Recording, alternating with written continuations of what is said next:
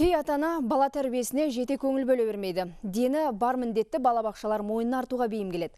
Осыған алаңдаған астаналық мектепке дейінгі білім беру мекемелерінің басшылары арнайы семинар өткізді. Нөмір 45-ші балабақша ұжымның мұрындық болуымен ұйымдастырылған жиынға елордадағы барлық балабақша басшылары қатысты. Олар әуелі ата-аналармен бірге музыка терапиясы сабағын өткізді. Мұнда ызылдақ шыбын мюзиклі қойылды. Ол бүлдіршіндерді еңбекқор болуға, әрдайым жандағы жолдасына қолдау көрсетіп жүрген дейді. Самұрық балабақшасы меңгерушісінің айтуынша, мұндай әдістердің елордадағы 4 балабақшаға енгізілуі балаларды патриот болып, ұлттық салт дәстүрлермен сусындатып өсуге тәрбиелейді.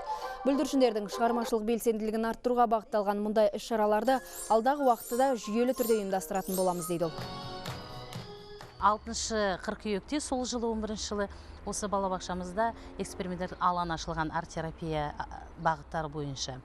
Сондықтан біз сол бағытпен 3 жыл бойы сол 3 бағытпен жұмыс істедік.